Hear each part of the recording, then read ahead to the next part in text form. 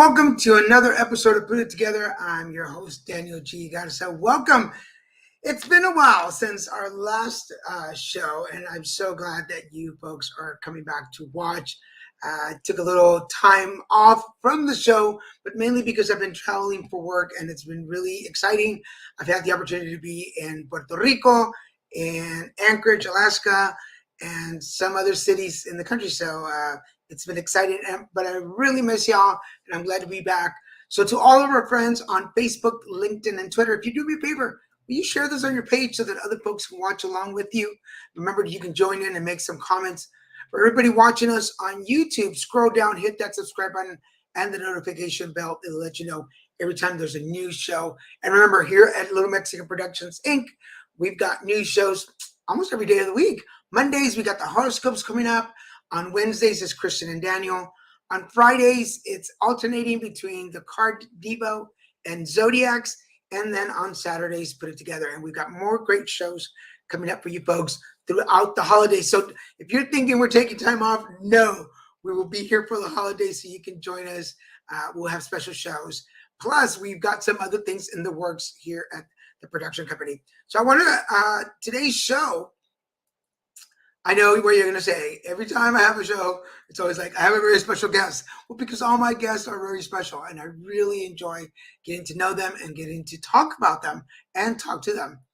My guest today is Mike Bednarsky. He's an American singer-songwriter, poet, and performer from Shelton, Connecticut. He is best known as the face of the indie pop band Ginkgo Balboa. While living in Manhattan, Bednarsky released his first album as a singer-songwriter, That Ashtray. All of the songs were written on piano, most of them during his time living in Iowa. He also debuted Puppets in a Neighborhood Church House, a popular collective of Iowa-era poetry that he had previously performed in Iowa City and New York City, respectively. One Amazon review cited Bednarsky as the voice of his generation. In 2019, Mike Bednarsky co-founded the indie pop band Ginkgo Balboa with acclaimed math rock multi-instrumentalist Ben Masbaum. I hope I said that right. Misspent Youth was released in June of 2020, less than a month before the launch of Ginkgo Balboa's self-titled EP, which introduced the internet to a unique, eclectic sound, unlike anything Bednarsky had created before. Ginkgo Balboa was mixed and mastered by Johnny Yono. Mike Bednarsky's main focus these days is Ginkgo Balboa. The band is on the rise with the release of new singles every year, music videos directed by the likes of Adam Godsons and David Anthony Butler, official band merchandise, and live shows across Greater Los Angeles as a 5-man band. They hope to earn spots on festival lineups and embark on a national tour in 2023. But for now, we've got him here on the show. So welcome to the show, Mike Bednarsky. How are you doing, sir? Hi, everybody. Thank you so much, Daniel. Happy to be here. Doing very well. As usual, I like to go down and remember and tell folks how we met. And I'm so glad that Mike remembered before I did, because I was trying to figure out, like, how do we know each other? And for those of you that have been following me for a while know that I also run a promotion and marketing page and do my own things. So Mike joined the group, and when I approve people into the group, I tend to like go into their pages and like, are these people legit? And then I remember following you, and you had things about your band. And I think I messaged you and I was like, oh, you're in a band. And there the conversation started. And then I started following you on Instagram. But am I correct that this interview is like a year in the making, that we've been going back and forth? Yeah, actually, yeah, it was supposed to happen sometime at least a year ago, maybe longer. And it's interesting because when we initially connected and you saw the stuff about the band, I feel like you've been on our entire journey, just kind of watching us blossom over time, and that's interesting because a lot of people can't say that. In the beginning, it was a very private thing what we were doing, and as we started to emerge, but I feel like you are one of the passengers in that. So it's what do they say? Serendipitous that we're here now. It is kind of cool because I do remember, if I go back into our messages, there was a point where you said, "I'm not ready yet," or like we're not ready yet, and I was like, "Okay, whenever you're ready, let me know and come on the show." And uh, and then of course we had the pandemic and things just kind of went out. Yeah. So, but You how know, are you? Oh, go ahead. Sorry. well, so it's funny that I just wanted to for some levity. I'm surprised. I'm glad I did say that because I'm sure that was true. But at the same time, I'm such a talker that I usually wouldn't turn down an opportunity to be on camera and speak for an hour. So the fact that I did that meant I was taking it seriously. Doing very well. I wanted to thank you everybody once again for having me on Put It Together. I wanted to show everyone this shirt here. This is just one of my favorite bands. It's hard to see, but Galaxy 500. This is the album cover from their album On Fire. Huge influence of mine. I've been wanting to rock this shirt at a show, but we have our next show is going to be a live stream, and we kind of took October off. Our last show was in September, so we had two actually, and I wear a different shirt for every show. I try not to wear anything more than once when it comes to that, and I was like, you know what, I'll just rock this today. It's orange, it's almost Halloween. I got my little Halloween ghost earring there, Right. so it's one of my And, favorite times of year. and I'm glad you said that because when you came on, I was like, "Oh, cool! He's very Halloweenish. Like that colors are very Halloween. That's awesome." And I wore my album shirt for Oh you. yeah, that's rad. Yeah, Oh, yeah. that's a vinyl, right? Yeah, it's a Oh vinyl. So yeah. I was like, when I looked through my closet, because anybody who knows me and has been following for a while knows that I'm addicted to t-shirts. I constantly buy t-shirts, and I have my hangout t-shirts, my sleep t-shirts, and then I have my show t-shirts. So this is one of my show t-shirts. And no, I love it, and it looks like there's a straw there, so it's like drinking music. Oh no, that's just the needle, of yes, it's course. the Yeah, needle. Yeah, where is it? Right here. It's the yeah, needle that goes down to it, but it's like a lake scene with the sun, so it's relaxing music kind of thing going on. So, but let's get started because for those of you, there is more to his bio. His bio was huge, and I will post that on our page so you guys can see the complete bio. But I wanted to make sure that you had time to share your story. So, Mike Bednarsky, tell us how you put it together. So from a very young age, from about the age of 4 or 5 years old. So I come from a family of five. Dad's a jazz guitarist. Mom is a incredible singer. I believe classically trained, but didn't pursue it professionally. Two older brothers, youngest of three, and just a real show-oriented family, performances and singing in the car together and that sort of thing, and knowing harmonies. And from a very young age, I knew personally that I had the knack for writing songs, and I had to find a way to cultivate it on my own, but it was there. And I think that's the through line. There's two through lines of everything I've ever done, professionally or personally, and that is being able to compartmentalize memories to write into songs and communication with strangers. So everything I just, maybe it's a fighting the perpetual waves of loneliness, but I'm always seeking the new experience, the newness of communicating with someone for the first time. And when you're writing a song, you can recollect the great parts of a memory, something you experience or want to experience, your interpretation, and you could relive that experience. It's almost like having the newness again.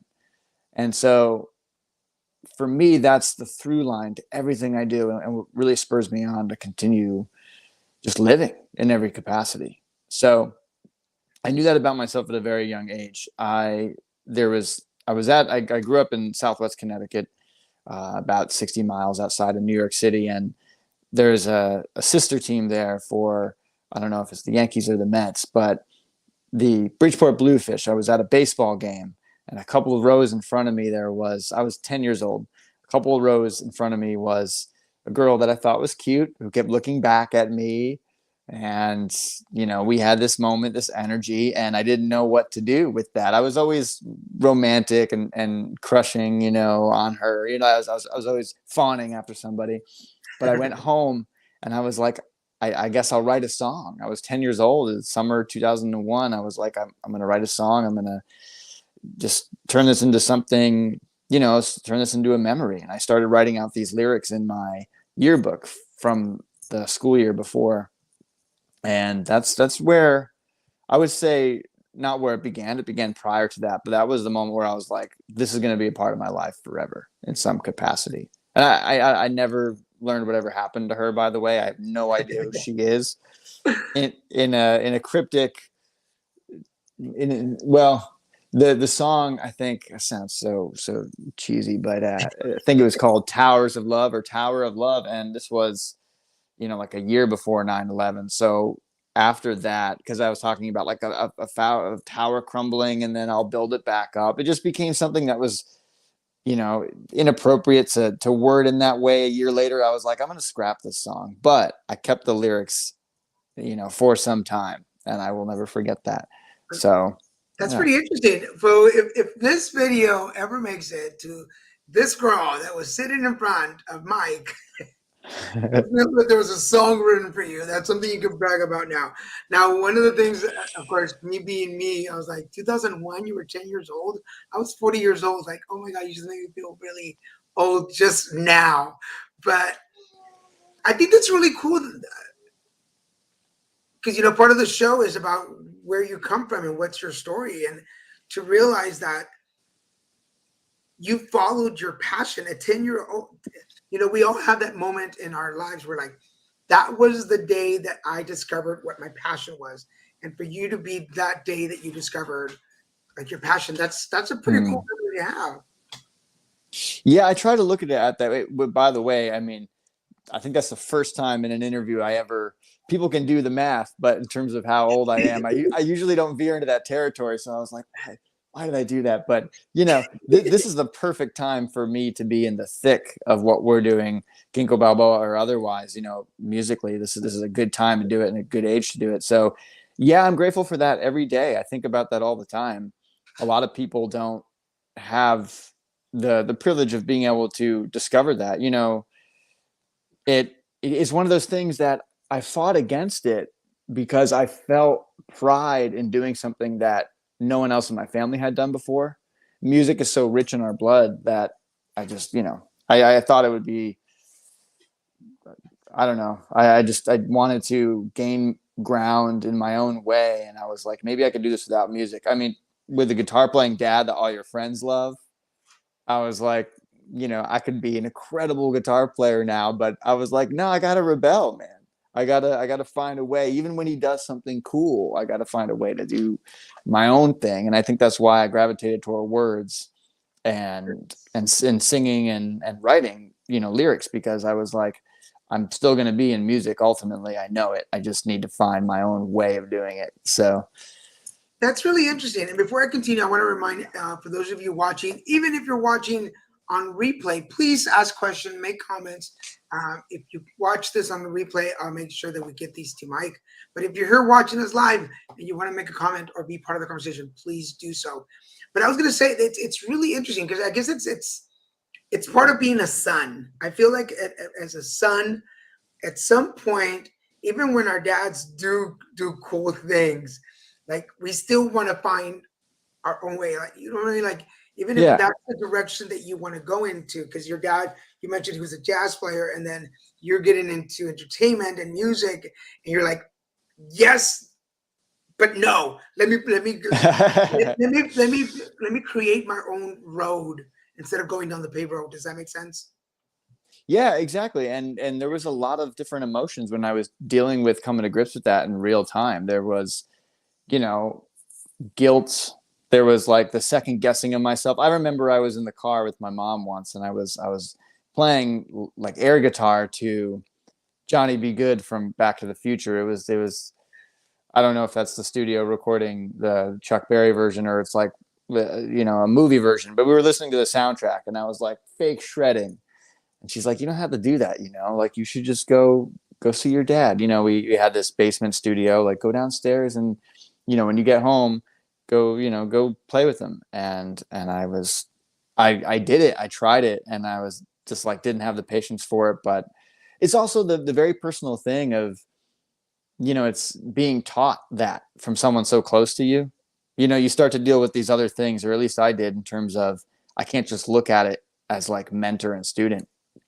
there was all these, yeah, you're navigating in a different way because it's your father. So, but what's interesting is like now, every time I go back to visit, I have a one or two guitar lessons, and it's the same thing. Like I have those same feelings like, oh man, I just asked a question and he disregarded it. Like those emotions come up again, but I just navigate it differently. And we always have a successful lesson at the end of it and jam.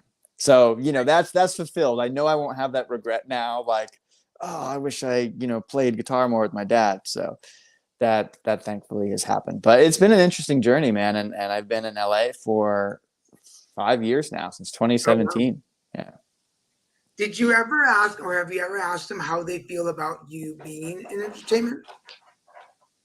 I haven't asked that, but it's a no-brainer. It's interesting. If I talk to like more of my business friends, there was a time when I was living in New York when, I was just kind of down on my luck and figuring out what I wanted to do. And I had a buddy who, I had some Wall Street friends, and there was a time where there was an apartment building where we would all hang out at, where you could see through the windows of the NYSE.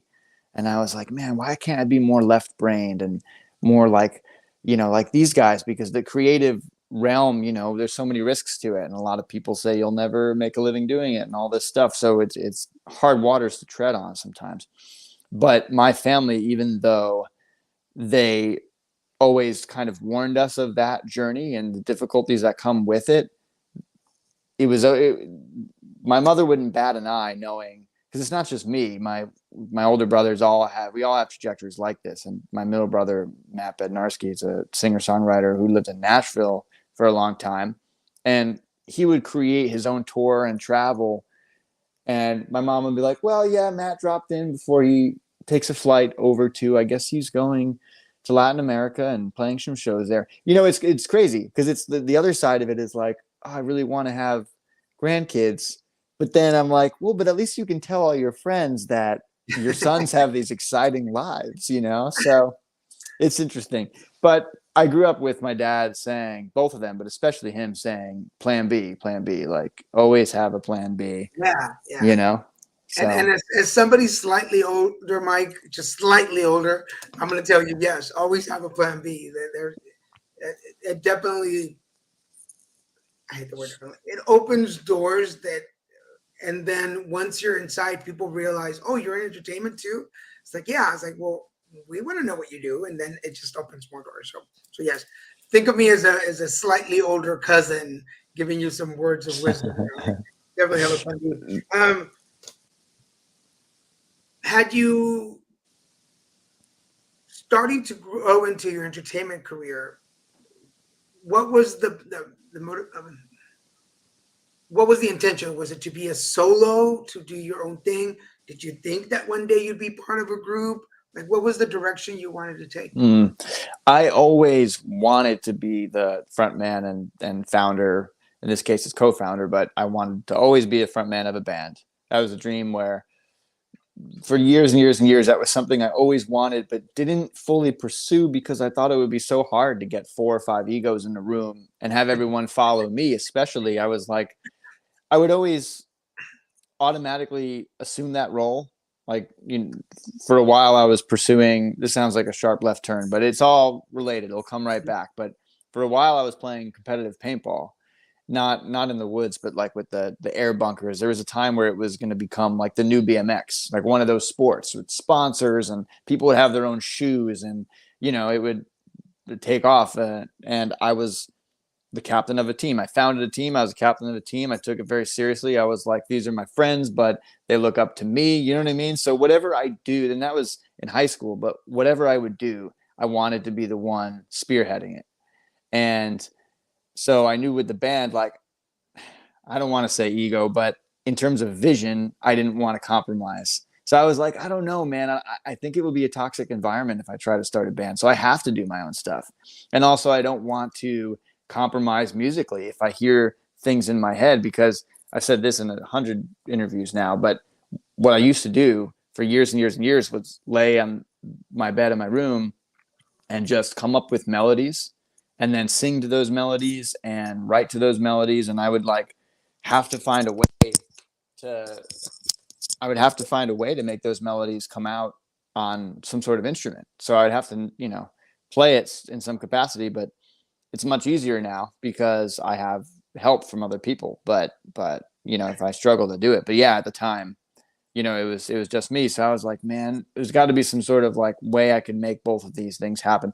So the solo stuff was a necessity, I would say, but I enjoy my own writing and crafting musically and lyrically. So it stems from the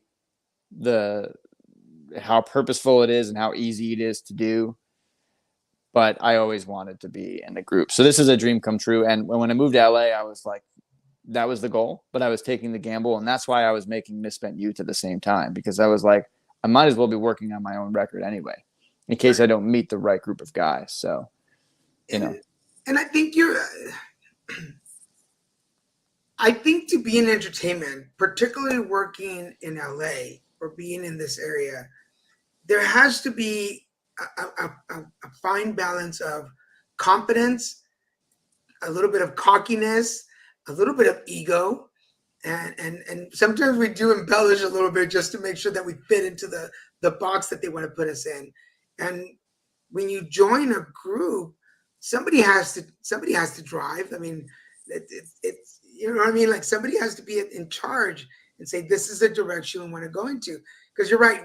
I've been in artistic or creative groups where I'm like, I want all the best people with me.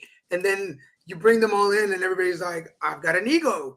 Like, where does it go? And I'm like, yeah, you can't bring your ego into my ego. It's not going to work. But I get where you're coming from. How has it been for you, for folks that are watching us? How has it been for you to go from solo to group? Like, how did you make that work? That would be a question.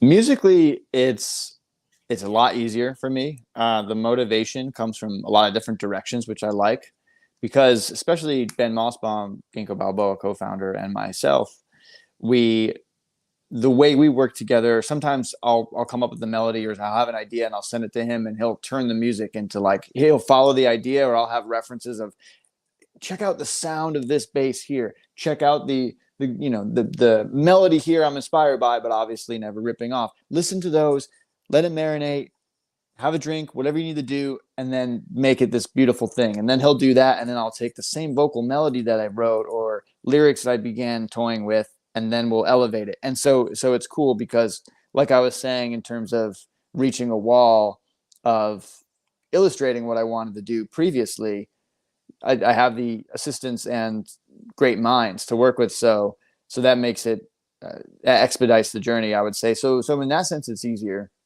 because they're all great minds. I don't want to throw under the bus any of the guys in the band, but the ways in which it's more difficult is that, well, so we're in the process of signing off on getting a new manager who also, handles a lot of PR. And I don't want to name names because we need to secure it first.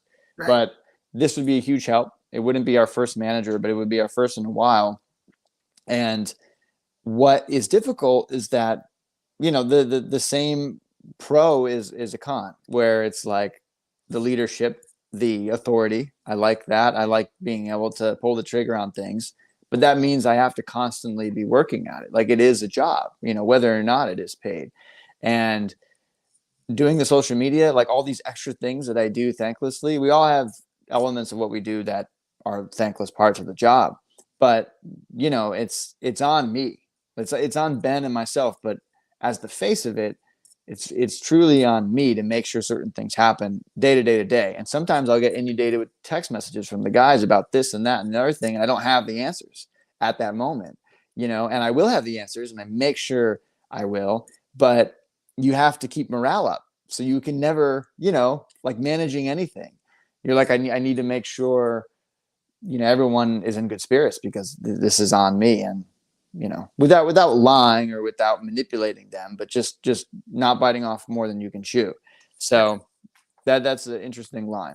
And I know that, when I use the word manage, and it's a manager's job to do that, not the lead singer's job to do that. And for the meantime, I am doing it. But also outside of that, there is still that responsibility of like, if I don't believe in the vision, then they're not going to believe in it, and it's going to be contagious in a negative way. So yeah, that's the tricky part, is just keeping that going. But every time we get off stage, when we finish playing a show, it's like it's absolutely electric. And we had a drummer that we were hiring for gigs that suddenly after our last show decided that he wanted to be in the band full time, and like that energy just permeates, So it's worth it. It's 100% worth it. I wouldn't trade it for anything except more success. Yeah, it's one of the things that I think it's unless you meet other people who are entrepreneurs and creatives and starting their own thing, is like, start your own band, they say. It'll be easy, they say. And then, but nobody gives you the behind the scenes where you have to work on social media. You have to constantly be in touch with people. You have to network. There are no hours because there's nobody to delegate to. Everything.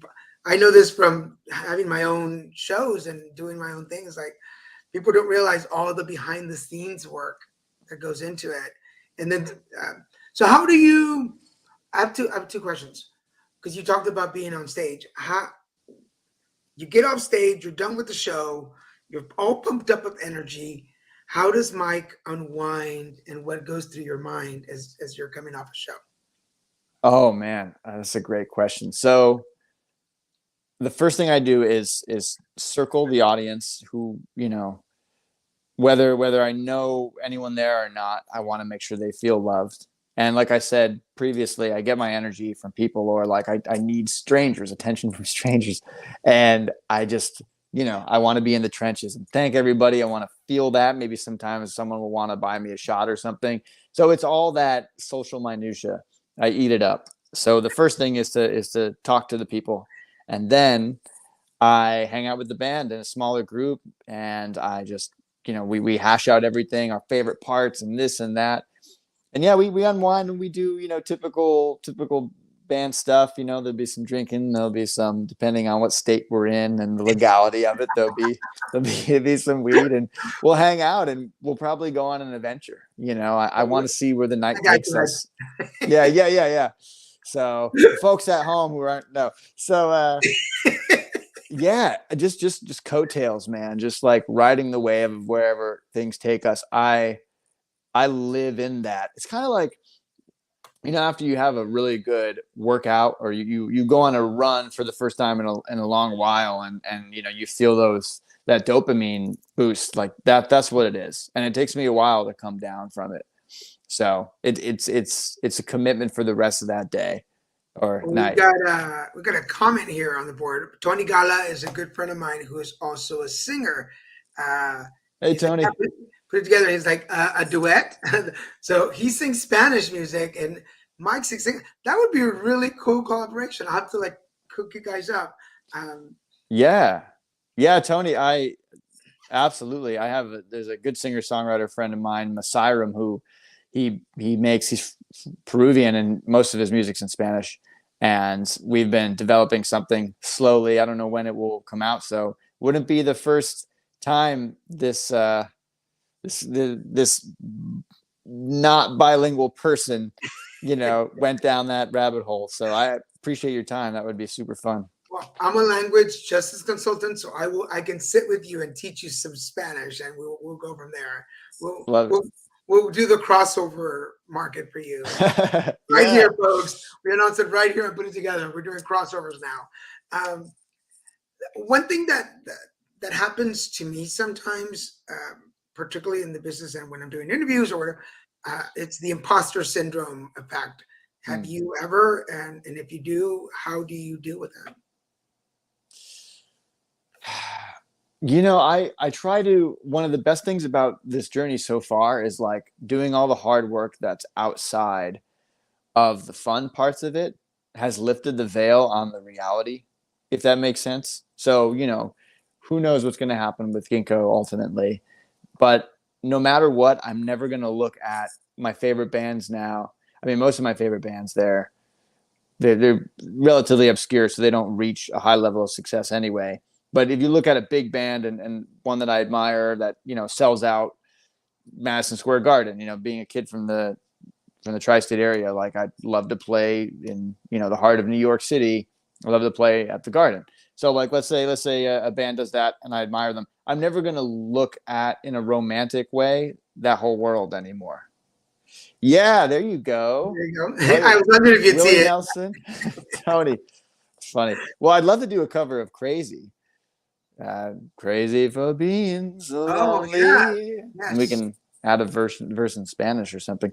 But yeah, so with imposter syndrome, I just feel more and more comfortable as I'm, I'm knowing the reality of things in terms of the day to day. I feel like I'm okay. That hasn't been an issue for me. But I mean, I always, we all feel small, or we feel like we're not. We have out of body experiences where we're just kind of on autopilot, trying to believe in what we're doing. And yeah, I don't know. I don't know if you heard, but over on the side, he's already thinking of the translation, although he doesn't speak Spanish either. But he over on the side, for everybody, my director and partner Christian is going loco. So yes, just there you go. We're brewing ideas here and put it together. So there we go. Got to clear that with the licensing bodies, of course, and everyone involved. But and I love to hang out with Willie Nelson. I'm sure we'd have some fun. We're going to start bringing entertainment together here at Little Mexican Productions Inc. Yeah. So let's talk a little bit more about the group, and we're at the halfway point. So reminding everybody, you're watching Put It Together. My guest today is singer-songwriter Mike Bednarsky, and we're talking about his career and being part of a group. So joining the group, for folks that are watching that maybe have the entrance of putting a group together or have the want to work in collaboration, how was the beginning process for you? Like, did you put out a Craigslist notice? Did you go to friends? Did you take referrals? Yeah, the beginning. So I met Ben first organically. So I was recording my solo album, Misspent Youth, and in the meantime, just hustling and a lot of events and music related jobs I would find, like production gigs and things like that. And I found Ben that way. And we bonded, we hung out after the gig and we bonded over drinks and these 90s bands that we liked, these obscure bands that we connected on. And I never met anyone else who was into a particular band called Slint. And if you listen to them, it sounds nothing like Ginkgo Balboa, not even remotely close. So it goes to show you how we're real music people. We listen to a lot of genres and draw our influences from everywhere. So that's how it began. We just connected and we became friends first. Like for like a year and a half, I just introduced him to my other buddies that I would hang out with, and we would just all go out, and sometimes we would jam, but it wasn't a relationship based on artistic value. It was just like, this guy's cool and I like hanging with him. And I mean, I appreciated also the music that he liked on a personal level that we can just throw on when we're, hosting a little party or hanging out. So that's how it began, which is good because it really showed that we got along as people in general first. It wasn't strictly business from the beginning, which I think is a testament to our rapport. So that happened. And then in 2019, by then we had like jammed, like played guitar and sang some songs and stuff, on late nights, all me and my friends just all jamming out. But we hadn't, he one day randomly just sent me some music, like actual music compositions that he was working on. And I think I made some vocal melodies and lyrics to it on the spot. And he really liked it. And that happened a couple of times more. And we said, we can do something with this, man. We can develop a project. And then the word project turned into group and then subsequently band, And so yeah, everything started to turn in summer 2019. I'll never forget the first song that I started writing and presented to him was Pickup Lines, but the first one that he gave me the music for that I started writing was The Other Day. And this is, one of our more well-known songs now. And the development for that, I was working up in San Jose, and I was staying at a friend's place, and I was writing the lyrics to that, and I had no idea what what we were about to do with this song that a lot of people really like, and I'm really proud of it now. So yeah, so it all began there, and that fall and that winter, like right before the pandemic, we were recording, writing, getting our stuff mastered and mixed by the manager we had at the time for a little while, Don Alexander, and then that's how we met Johnny Yono, and he was a great person to work with, and yeah, like we were taking it seriously. We were just trying out things for a couple of months, but then it quickly developed into something serious. And then by the time the pandemic came, I was like, well, now we got to double down on our online presence and stuff. So yeah. So one thing that I've learned over the years interviewing bands is the relationship that forms between band members. Like you said, it started off like, hey, we're friends. And you listen to it out of context, and you're like, oh yeah, these two people met and they got along, they hung out more. Then they were like, hey, let's take this relationship to the next level. And then, okay, now we're together, which sounds so similar. Does that make sense? Is that Yeah. grows and arguments all the time. Yeah. And if he were here sitting next to me, he would have something witty to say in response, but he would agree.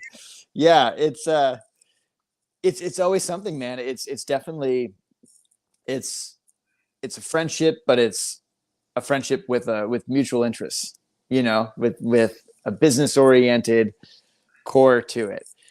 And it's like Ben and myself, we could fight about something, but then kind of like set that aside, because that's, so let's say, oh, we disagree on this one song, or, there's something that one of us did on stage that, upset the other. Like, well, okay, it's like you're cooking, that water's boiling a little bit, but in the meantime, I still need to cut the vegetables. So like, let's set that aside. We can, duke it out later, but let's record this song. So yeah, even if we're sparring on something, we have the professionalism, I would like to call it, to work on what else we have to at the same time. And I think what you said earlier is so important to that, is that let's find the friendship. Let's grow the friendship. Let's get that foundation going. Make sure that it's solid, so that if what we build on it crumbles, we still have that foundation to go on. Does that make sense? Yeah, and then that happens a lot of the time too, because so we're in the process of developing. I haven't exactly publicly announced this yet, but oh, that's a great question. Okay, so we'll circle back to what I was about to say. Basically, okay. I want to answer this first. So what is your process for generating lyrics for your songs? Thank you for the question. So my process is to, let's say if I have the music first, I will try to figure out what the emotion is of the music, what it initially makes me feel without any prompt. So that could be like a minor chord progression can have more sadness or introspection. So I'll try to literally listen for those things first. If I'm writing lyrics on their own, I come up with these ways in which words sound pretty together, regardless of meaning, and I will string them together later into a cohesive song. So it's like I have all these little ideas I sit on, and if there's an appropriate way to use them later, then I could have them come in. So, and sometimes it's not always writing new lyrics. It's bringing old ideas to the table that I've been stewing on, that I wanted to develop for some time. But let's say I'm starting to write from scratch. I will sit down and try to, I'll think about what I'm communicating. What is the purpose of what I'm saying? What's the theme? And my voice as a poet was very narrative. So I think I write lyrics the same way, with very, narrative, detail driven writing style. So yeah. So I know that's a roundabout way of answering the question, but it's usually as bare bones as possible. It's I'm going to write, but you can't do it all in one sitting. You can't sit down. I mean, sometimes, but I don't like to sit down and say, I'm going to write a song now and it's going to be done by 6 o'clock. Yeah, exactly. It has to flow. It has to be romantic. Sometimes the best lyrics I've ever written are right out of the shower. I'm like, I got to write this down, or I got to record the melody I came up with right now. So that's pretty cool. And it's kind of cool that from what I'm getting is that like just everyday moments in your life have the potential to be a song.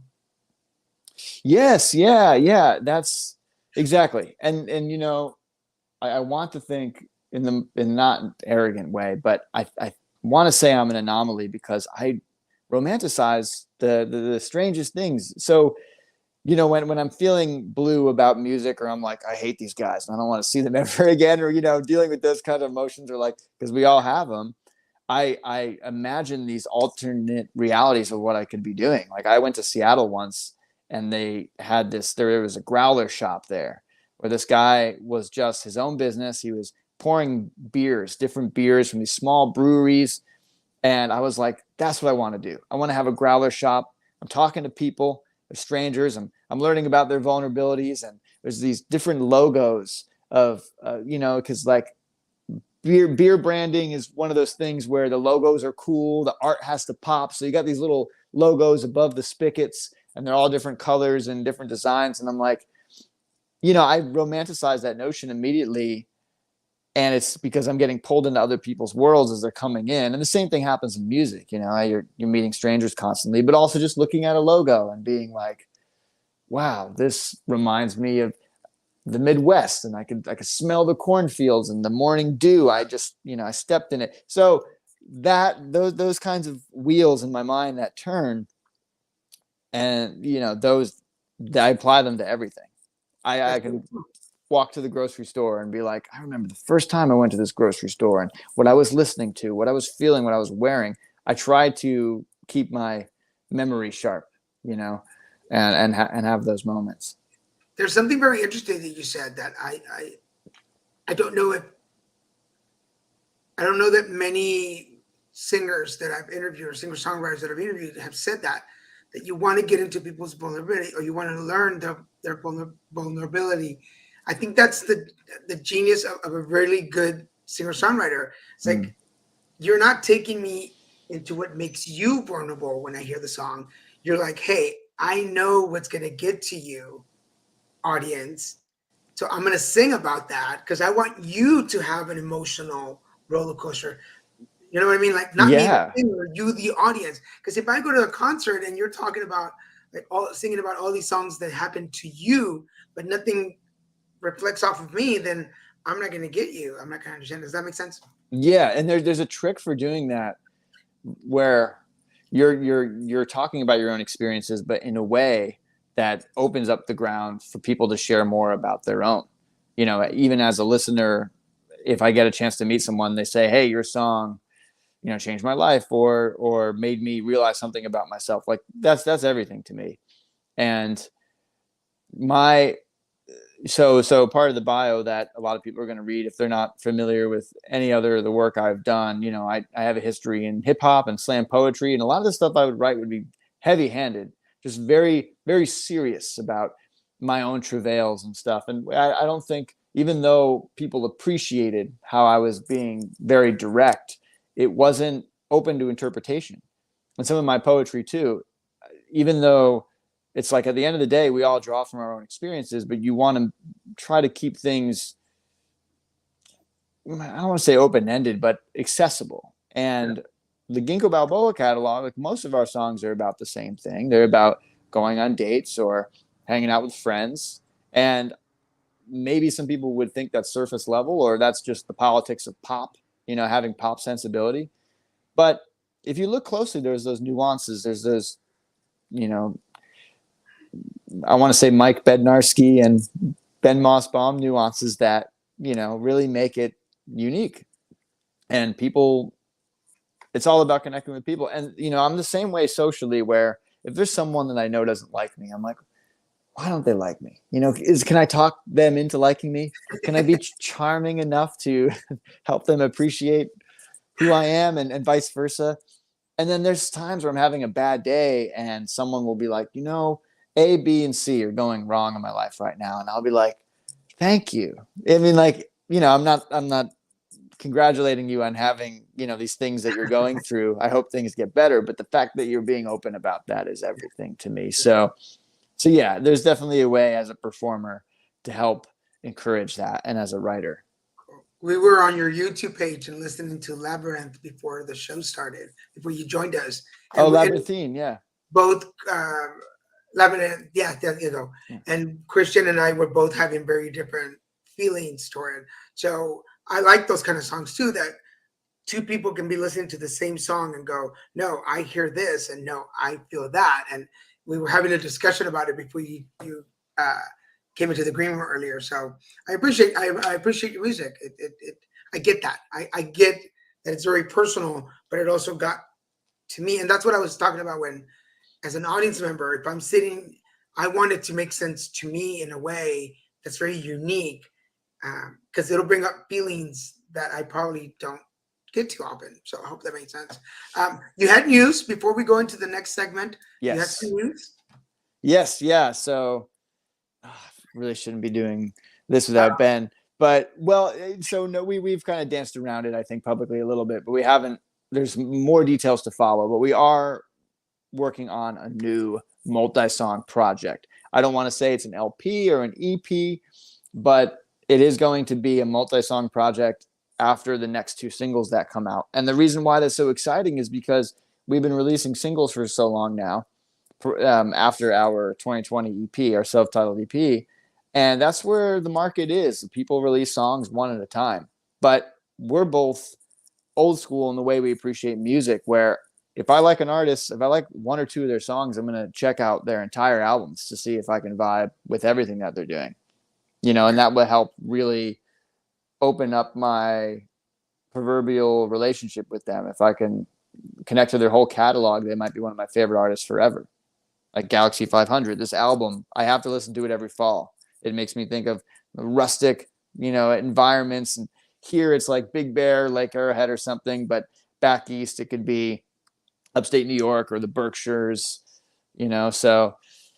but yes. So I can announce right now that we have a new multi-song project, everybody. You're going to love it. It's going to bring you more of that GB sound, where some of the songs are dancier, some of the songs are more low key, but kind of on par with what you're saying about Labyrinthine. We are going to be a little bit more introspective. There's going to be the opening up of different subjects we want to talk about, and not everything is just about, hey, let's have a good time. And we'll stay sexy and sultry and fun and all that stuff. You heard it here, folks. You heard it here. Well, Yeah. Maybe once it comes out, we can have a live interview and go through the song and go through the album and talk about it. And I would love that. Yeah, that'd be great. So we're about 10 minutes to the end of the show, and this is about the time where I ask my guests to share some words of wisdom with our audience. So, Mike Bednarsky, what words of wisdom would you like to share with my audience? I love this. So I want to take this outside of, I think through this interview, although it's been very music oriented, I've also been trying to focus on the things that are not, purely about music or about our artistry. Because I think most of us I don't want to speak for anybody else, but, coming from my perspective, it's easy to get caught up in the nuts and bolts of what you're doing, what you're pursuing, whatever route that is, and lose sight of the joys, the day-to-day joys. So the words of wisdom, for me, I would say to remember as they're happening, you want to appreciate all the steps to what it is you're creating. In our particular case, that EP I mentioned, the one that came out in 2020, even though we were locked inside, writing the songs, coming up with the artwork and shooting the photo for it, doing the engineering and the mixing, the social media production or promotions, all those little elements I can reflect on. And no matter what happens 20 years from now, I'll be like, wow, like that was an incredible time. All those things I got to do. So don't lose sight of it, especially if you're in LA, or another big city that is cosmopolitan. Don't just think about the image of what you're doing. Really appreciate all the little moments, and be grateful, because I meet so many people who don't do something creative. Again, this doesn't have to be creative. This is whatever it is. But there's a lot of people who are in careers that are much more left brain, like I talked about in the beginning of the interview. And a lot of them will say, wow, I wish I could do that, or this, or you're transparent and you're a real artist because you just create, at the end of the day, it's why you're doing it. So those are my words of wisdom, everybody. And of course, a rambling long way, but just, stay true to yourself, but enjoy all the little moments that make up an endeavor. Hey, wisdom doesn't have to be in one sentence. It could be, and it's your moment. So for everybody watching, we're down to the last 10 minutes. If you have any comments or questions for Mike that you want to ask before we leave, please do so. And remember, if you come up with something afterwards, I will make sure that we get any comments or questions to Mike. As you kind of mentioned living in a big city, and there's a lot of competition. There's things can get hard out there for all of us in entertainment. How do you stay motivated? How do you as a person keep that spark inside of you going in such a competitive market or environment? It's as simple as having new goals to carve out for every quarter of the following year. Like, oh, we got a new song, we have a new line of merch, which I do want to talk about in a moment, actually. But all those little things. I want us to be on the road in 2023. So it's like, oh, I'm motivated because I know in 6 months we could be touring. So A, B, C, D. So, in that sense, it's as simple as it sounds, just having little nuggets that you're, goals that you're carving out and pursuing. But it's also the buying into what you're doing in every which way. If you're, you have to constantly remind yourself that this is what you're doing, and not get too relaxed. So in the case of music, it's like, oh, I'm the lead singer. Well, I gotta take care of my body, or I should take fashion risks. Also, I already mentioned, I want to do a quick shout out to the Hippie Chicks. They are in Naugatuck, Connecticut. They make these cool earrings, and everyone can find them through their website. I'll do some cross promotion. There you go. There's the ghost. I want to make sure I shout them out and give them due diligence, because they're super cool and they make a lot of cool stuff.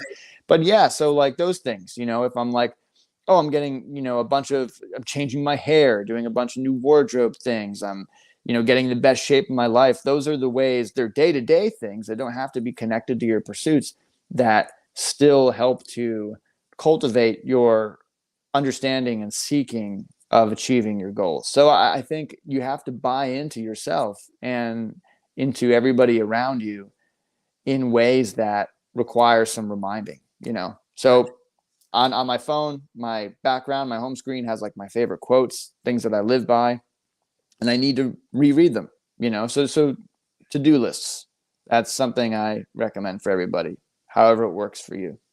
Cool. Before I ask you the last question, you want to talk about your merch? Guys, I put your website down here so people can go check it out. Perfect. Yeah. So the website for the music, which is perfect. Thank you. But in terms of the merch, so people should, if you guys are on Instagram, please follow us. We are at Ginkgo Balboa, same spelling as you see there on the website, Ginkgo Balboa Band.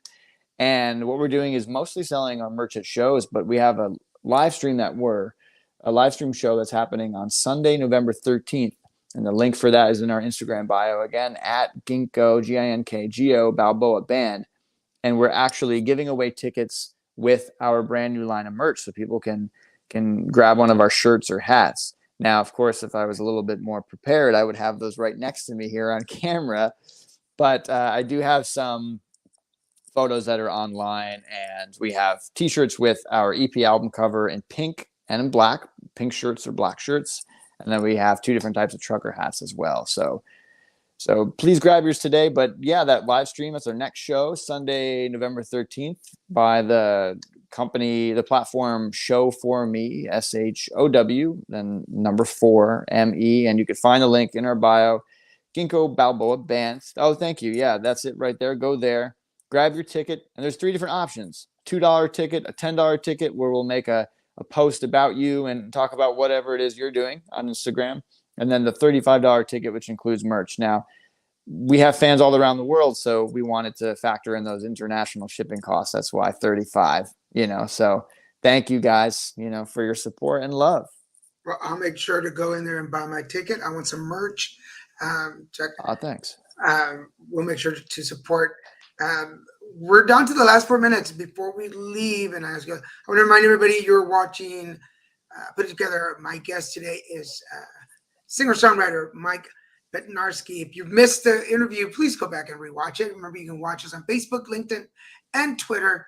If you're watching any of those, would you mind sharing those on your page? Share with other people.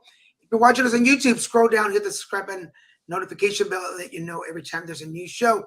Reminding you that we're here almost every day of the week. Check us out on Mondays with my horoscopes. On Wednesdays, Christian and Daniel show. On Fridays, we alternating the Card Depot and Zodiacs. And on Saturday mornings, we're back with Put It Together. So make sure that you keep us on your calendar. If you or somebody you know would like to be a guest on the show, whatever channel you're watching us, send me a message and let me know, and I'll get in touch with them. Make sure that I send them all the information. Any last words before we go? It's been such an honor to be on Put It Together. I hope you get a chance to talk to Ben Masbaum as well and learn more about Ginkgo Balboa from the other side of the coin. And I'm so stoked for our journey and how everyone here is a part of it. And Daniel, thank you so much for making this happen. It's just hard work pays off. It really does. And at the end of the day, if you stand by what you're doing, then it's ultimately going to be fun. And I would encourage everyone to not be afraid to take risks. Personally, when I'm on stage, everything melts away. The moments up to it, sometimes I could be like, oh, I got to pay this credit card bill or whatever. And I'm thinking about these things. But then once I get there, I'm like, I'm in command of an audience, and that's where I need to be. And you'll have your own version of that if you haven't found it already. So keep on keeping on, as they say. And I'll see you guys at the next show. Oh, the one thing I forgot to ask you, and I should have asked you, is why the name? Where did the name come from? Great question. So Ben came up with the name, play on words from like Rocky Balboa, of course, the Balboa, but also Balboa Boulevard, which is a thoroughfare in the valley, San Fernando Valley, where we both were living when we met. So there was that little wink at Los Angeles, greater Los Angeles. Ginkgo Balboa is the herb. Is it herb? Yeah. Vitamin, it's supposed to jog your memory. It's supposed to keep your mind sharp. And it's like, listen to some good music, Ginkgo Balboa, that will, keep your music senses sharp, so it's a little cheeky and fun to say. We look at cool indie bands we admire, like Tame Impala. Their name is fun to say. And we wanted one that will be on a festival lineup that will just be fun for people to say and look cool in writing. So I can totally relate. Before you leave, I was just talking to a friend of mine, and he was asking me why Little Mexican Productions, why the name Little Mexican. It's a long story. Some people have heard it, but it's basically I was acting in a movie, and the director couldn't remember my name, and she said several times, "Where's that little Mexican guy?" And so when I was starting my production company back in 2008, and I had this vision, and I broke it down to Lil, Lilmesi. And I said, Little Mexican will be the name that people remember, because at one point somebody couldn't remember my name. And that's that's how that name has grown. Like, I want you to remember my name. So people will see your name and remember it. So all the best on that. Thank you. Yeah. And to piggyback off of that real quickly, in your experience, like, that's cool, because you're taking it back. That's almost like, not that she was trying to be offensive, but it's like, oh, there was someone that was saying something in different context, and I'm kind of turning it on its head. So that's cool. And we like to do that with lyrics and stuff for sure when it applies. But thank you so much. All right. I'm going to put you in the green room for a second. Yeah. Don't go anywhere. Let me just say goodbye to everybody. For everybody joining us, thank you so much for being part of the show today. Look for more episodes during the holidays. I'm finally getting some downtime I'll be home over the weekends, so we'll be able to do some more shows and bring some of those guests that we hadn't had on. So keep looking for those. Make sure you watch us on Fridays for either the Cart Devo show or Zodiacs with my co-host Richard Wayne Kilgo II. For now, I want to thank all of you for watching. I want to thank Mike Bednarsky for being a guest today, and I'll see you next time. Bye.